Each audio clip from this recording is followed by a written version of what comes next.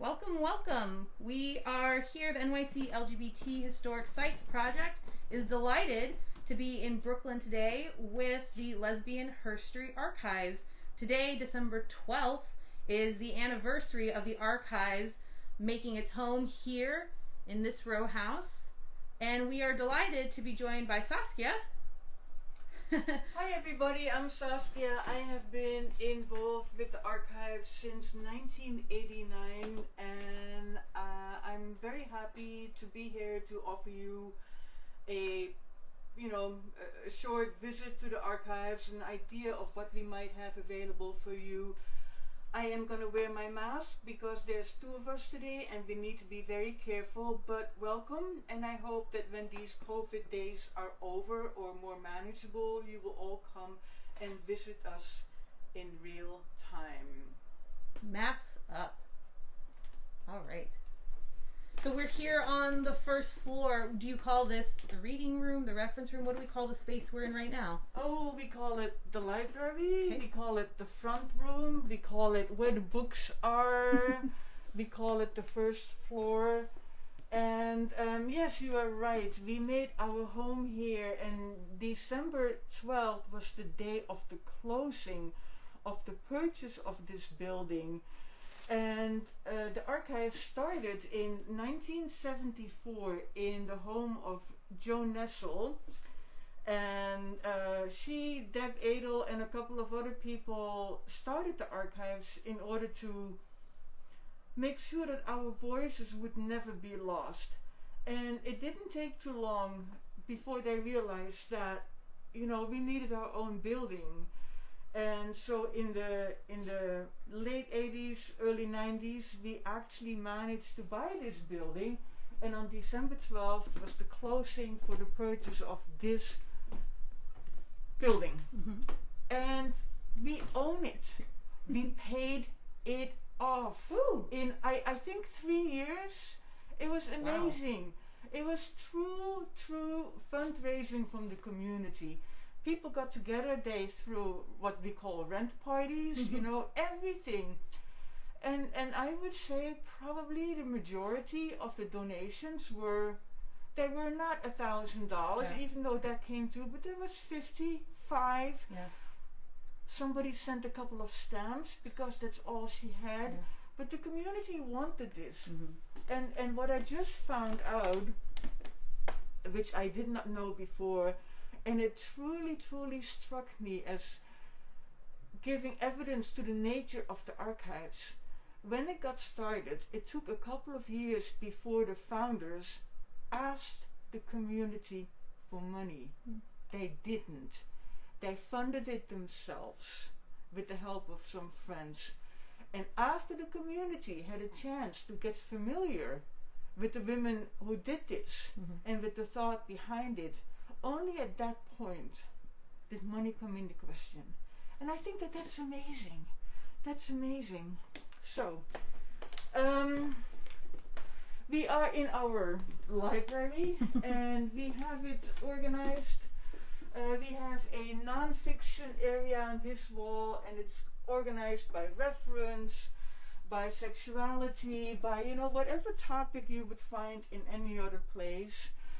And it's really a mix of items too. I mean, we have books, we have prints, flyers. There's all the variety, right? You will find items like photographs or tchotchkes or whatever everywhere. Mm-hmm. On this wall we have fiction, biography, and autobiography, and this entire section is organized under the author or the subject's first name, as a reminder of the fact that women lose their name in marriage because they get the name of their father, not their mother. Mm-hmm. So it's all under first name. And yeah, so you can come and browse and find whatever you're interested in. This ladder's really, you were telling me before, there's an interesting... Yes, this ladder, so this is a traditional classic library ladder, and you can see we have a railing on both sides, and you can take it and move it to the other side, and the ladder is held to the railing by a hook on the top. So this artist, Anna Campbell, she came and she thought, you know, I think there is some real content to be found there in thinking about what is that hook, what is the safety. Mm-hmm. This is the hook. This is the original hook. The original hook, and she asked the coordinators to cast their fingers in bronze. And these fingers now are the hook that holds the ladder in place. And for lesbian, you know, symbolism, I do not have to explain anything, I hope. I mean, really. Anna Campbell. Yeah. Artists do amazing work here. So that is about this part of the books. We have reference books here. We have social sciences. It all continues here. We have poetry. A lot of poetry was organized by women themselves in the 70s and the 80s. Perhaps it still happens, I don't know. So we have a lot of that. We have, this is what welcomed you in the old archives. This was at the front door. Welcome to the Lesbian Herstory archives. This is the Upper West Side. The Upper West Side. Oh wow. Yes. And you've been involved since that time, right? So well, really I was not here in it. 70. I joined in 89, and the archives got started in 74. So we are in our 46th year, which is amazing. No funding by the government. Hello, not possible. All from the community and its allies. I love this object here. I just love that all these objects are integrated in this way. This helmet. Yeah, the hard hat worn by Bobby Prebis, I think her name was, in a construction crew. Effectively outing her, I guess, to those people who knew. And amazing. So when the archives got started, I say we, even though I wasn't there yet, we asked the community for material. Send us your flyers, your pamphlets, your newsletters, your whatever. And there is a photo somewhere, I think it's on our Instagram account, of somebody carrying a milk crate filled with stuff into a house in the country for processing. And that's how you got started. And this, all of this, is our subject files. All of this is clippings, information. It is where we tell people to start their research if they don't know where to start. So if I come in and say, I want to research X subject, I start here to understand what's in the larger collection. Yes, you start there. Unless somebody really knows your subject, that's where we would send you. And so how many coordinators at any, I'm sure it fluctuates over time, how many coordinators are in charge of the archives at the moment? You know, how many people does it take to keep things afloat? 10 to 15 at any point in time, and we do different things. There are people really active on the site. There are people really active because they live far away, but there's outreach and information and stuff like that, so it varies. I've been here for a long time. People have been here longer than I have. People are here for a while, they leave for a while, they come back because this is life. Let me continue here. Anthologies, this is all, you know, kind of how you would expect to find books to be organized. And we have unpublished short stories written by people sent to us in here. We have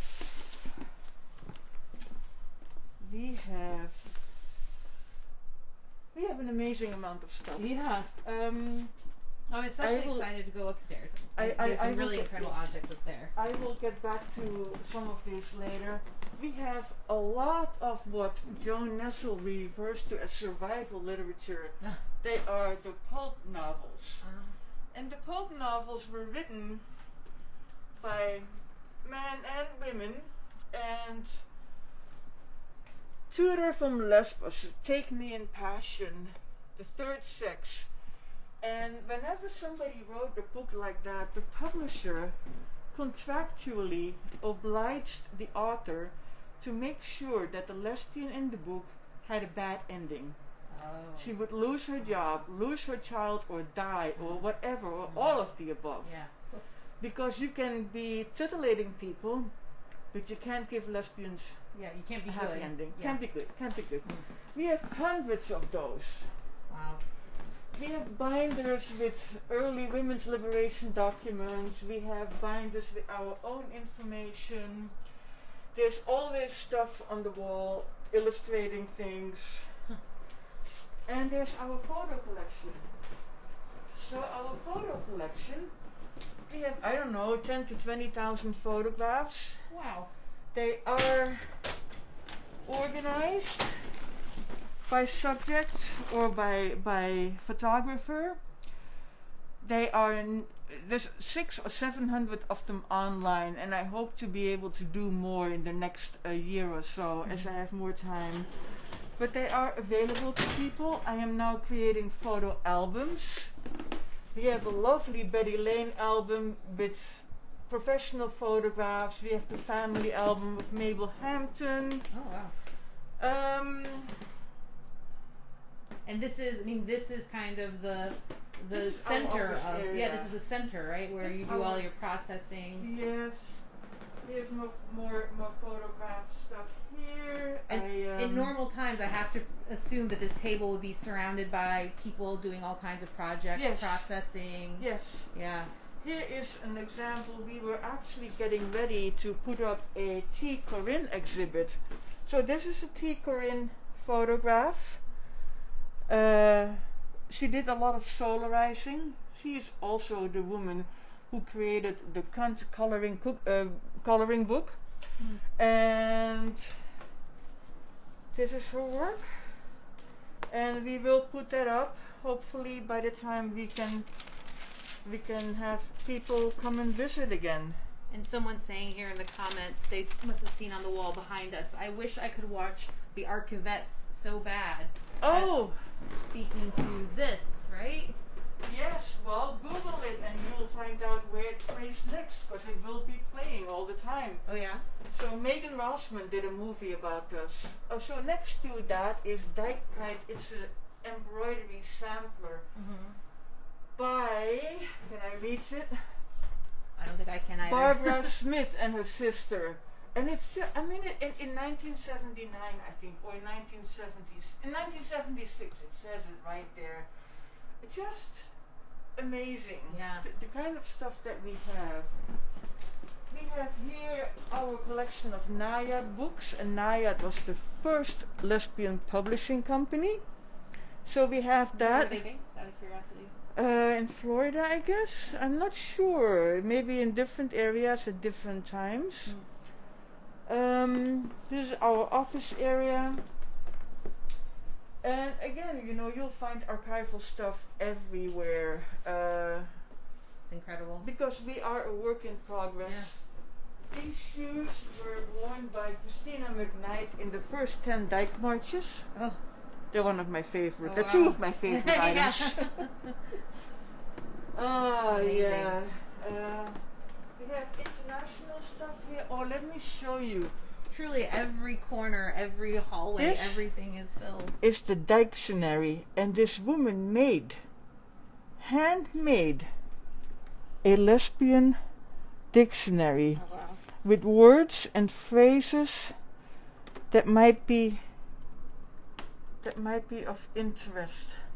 Is it, And how she- many languages is it in? Two. It's in formal and in informal Japanese, I believe. Wow. And just kind of really amazing. Wow. Dependency, codependent, labyrinth, penetration, bondage, turn on, turned on, separatism. I mean, it's just kind of Wow. really, and this is a one of a kind. Yeah, yeah. So. And so something like that, does it just show up in the mail one day with a note saying, "I'd like to donate this"? That happens, yeah. or people might know. They might know one of the people at the archives, or they come and they fall in love with the place, which happens to a lot of people. Yeah. Because it's true, we are kind of amazing. We have a graphics collection. Let me get in that area. Thank you. We have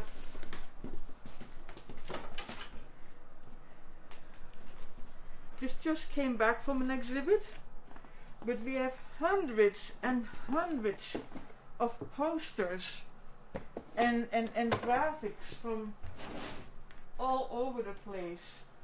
Kind of hard to show you right now. We are.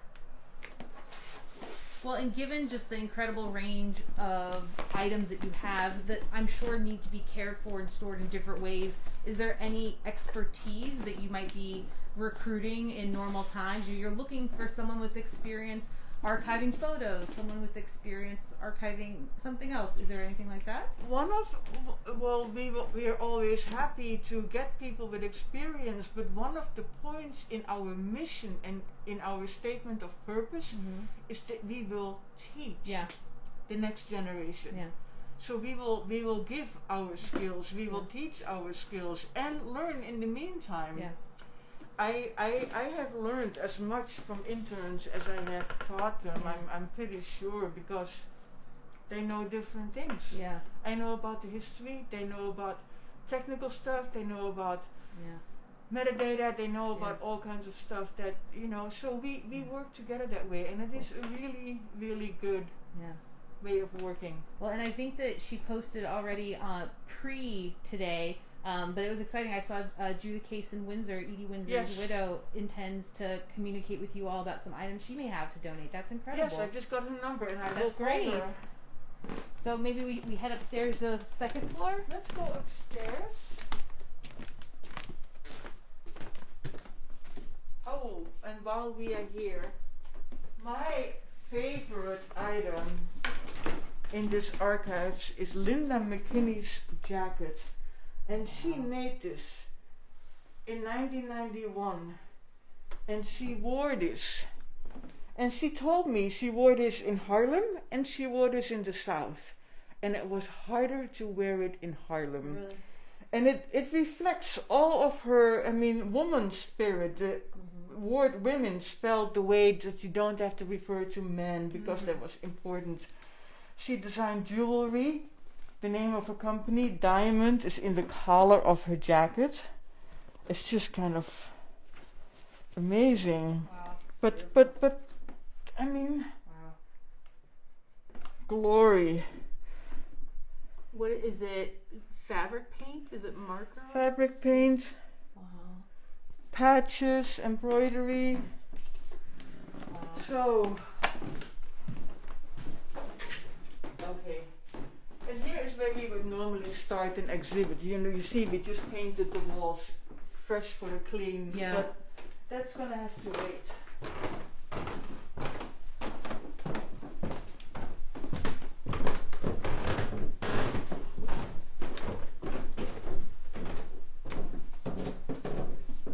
Every time you open a door on this floor, You're gonna find something.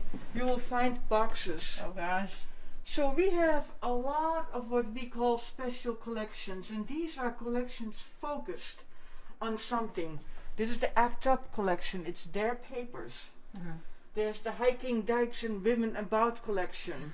The Women News collection. Lots of stuff. Yeah. And people come from all over the world to do research here. It's just stunning. Here we are. We refer to this as the yellow wallpaper room. Thank you. And we have here the org files. The org files, just like the subject files downstairs and periodicals, are being filmed, microfilmed and digitized and made available via an organization, which is really wonderful because not everybody can come here. Yeah. Yeah. So the org files.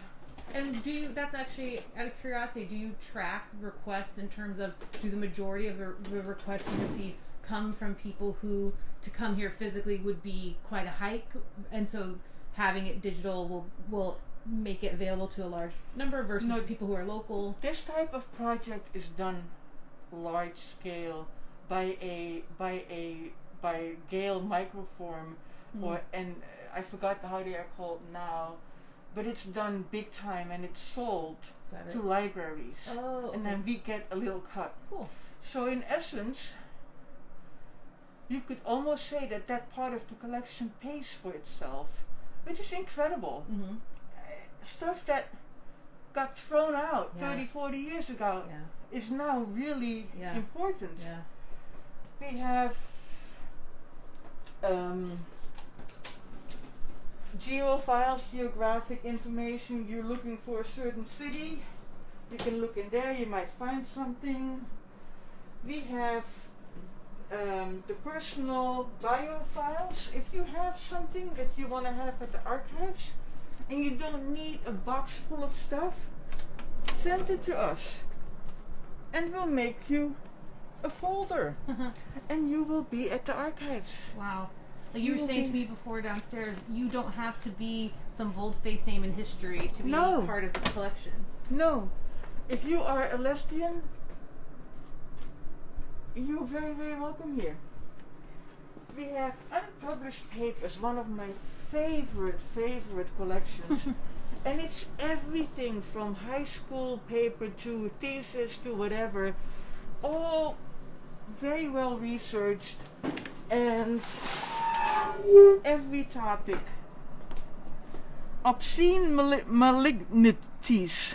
Tribates on trial in Amsterdam. In Amsterdam! Oh, way before my time. I am from Amsterdam. Memoirs of a pleasure girl, pornography or autobiography. I mean everything. And you know, one of the sorry. Careful. We have special collections everywhere. Barbara Giddings. Yeah. The Women's Place bookstore. This whole room is filled with special collections. It's just, I don't know what to tell you. Oh my gosh! It never ends! It does not. Jill Gomez, Barbara Giddings, more. Wow. Donna Allegra. From Donna Allegra, I can show you. Actually, she died in January Of this year? And in her apartment I found certificates of her joining the Union for the Electrician Brotherhood in 1984 as an African American lesbian. Wow. That must have been hard. Yeah, I can only imagine. And she, I so miss her.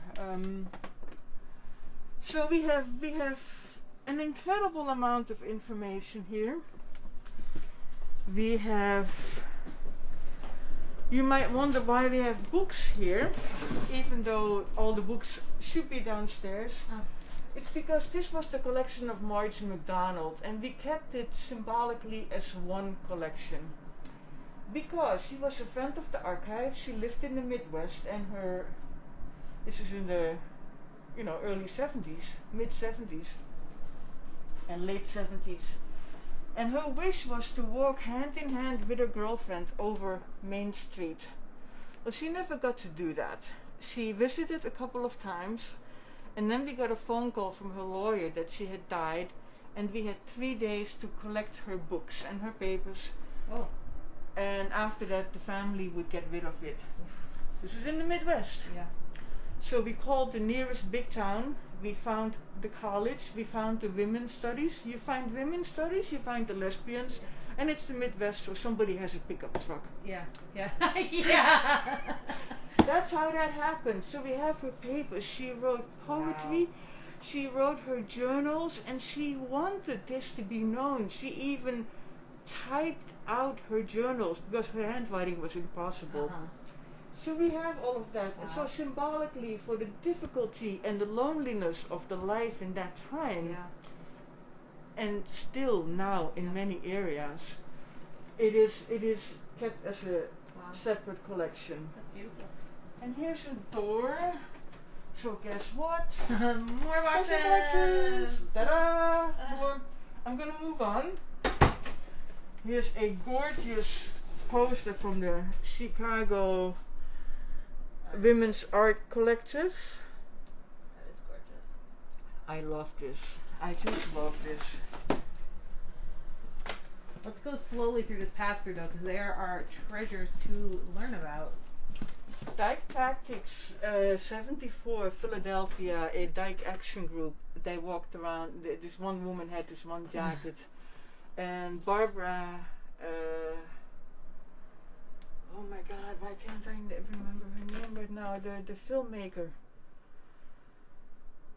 It will come to me, I'm having a scene. If anyone knows, if anyone in the comments knows. So she named her movie after this. This jacket was worn by a lesbian medic in Vietnam. This is Joan's famous black slip. We have 1,500 t-shirts. Oh my gosh. They are all in boxes like this. And let's see if I can... Hammer, Barbara Hammer. Barbara Hammer. Thank you, thank you, thank you. But you know, we have 1,500 t-shirts. Wow. If not more. We have 3 of the Lavender Menace t-shirts that were actually used in that action. Up at the Museum of Natural History? That one? Well... Or the conference? Yes, it was exhibited there as well. Buttons, t-shirts and buttons. There's all kinds of stuff in here too. More t-shirts mostly. Well, oh my gosh. You think that we have more buttons than that, right? Well, we do. And their catalog. Of course. Section. Oh, it's back. Okay, great. Oh my gosh. How does one catalog a button? Is it the color and the content? There is a little snapshot, and then there is the description of the content. Wow. And then sometimes in the margin there is an indicator of who produced them. Not all. How are you here? I'm good. I think it's just the closed-in nature of that pass-through. Yes. It just didn't want us to share those buttons. This is periodicals and newsletters. I believe we have 1,600 titles. And this is all periodicals, you know, like this stuff that can sit while it's in a box and they can sit on its side. Newsprint needs to be stored flat. Oh. But before we had that organized, we had on our backs and off our backs, next to each other. Oh, there you go. And that was my favorite example of how we do things at the archives. Yeah. We accept everything. We don't have to agree with everything, but it's part of our history. So that's actually a good question. Is there anything that comes to mind that has been submitted that the archives felt this was not the right place for it, for whatever the reason might have been? The vial of menstrual blood. Oh, okay. That we discarded, I do believe. So please, nobody else follows suit. It was kind of hard to deal with. It was odd. But look at all these newsletters. I mean, just amazing. Wow. Amazing, amazing. And these are also being digitized. Or I think it already happened. And then in these black cabinets is the archives of the archives. Oh, but that's a good point, because people forget the work and the people behind making all of this happen is a history unto itself entirely. Yes, we have that, and we are actually looking into a way of doing something with that. Yeah. And that's a great photo just over your shoulder on the left with Mabel in the center. Yes. Yes.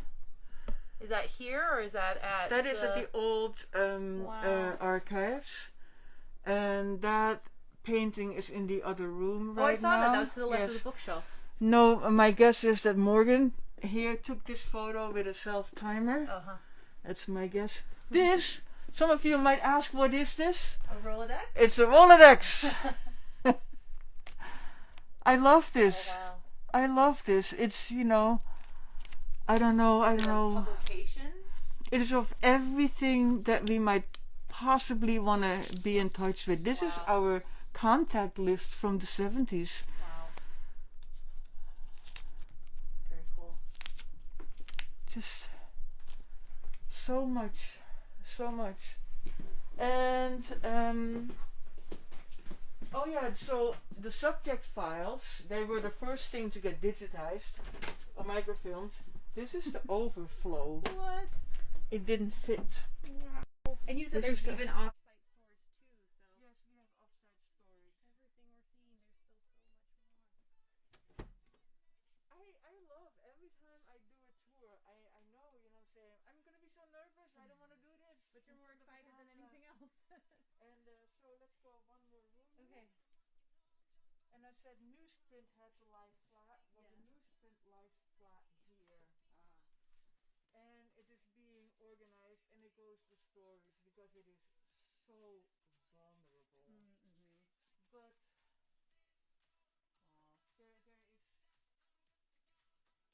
there is so much.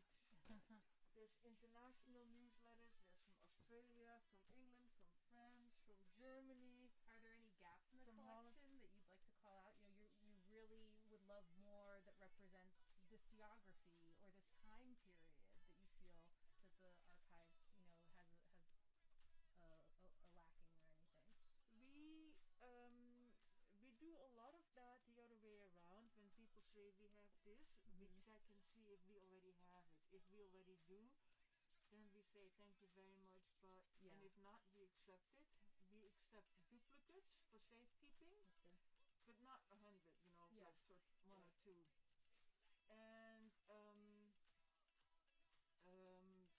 we are aware of the fact that we are, I would say we are rather New York focused. We are definitely North America focused. And our strength is 70s and 80s, but we have more than that. Stuff comes to us all the time from the most amazing places, and we try and accept as much as we can. We try and fill the gaps. It's incredible. It's incredible. So we're not going to the third floor because there's a caretaker who resides on site, so everything is well taken care of. Yes. Tell me where you want me to go. I think down? we are going back downstairs. All right. We can go there. Here. This side.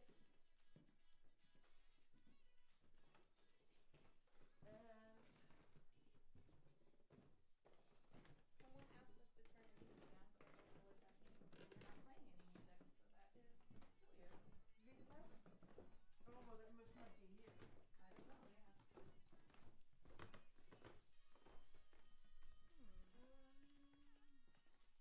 Well, I think I don't know what that means. Someone said that they hear music playing, but there is no music playing here, so I don't know if it's something randomly happening in my phone that we don't hear, you and I. I apologize for that for everyone, but I think we're wrapping, right? We are. I think so. I could spend hours with you. I could spend hours pulling examples and whatnot. And I hope that you will let me at some point. I hope that everybody comes to visit and contact us and follow us on Instagram. We also have an account, and thank you for tuning in. And Christina, thank you for inviting us. It is really, really a pleasure. And everyone's saying thank you so much. So I know everybody else is very grateful to you for taking the time to do this. So it's a pleasure. Thank you so much. It's a privilege. All right, bye everyone.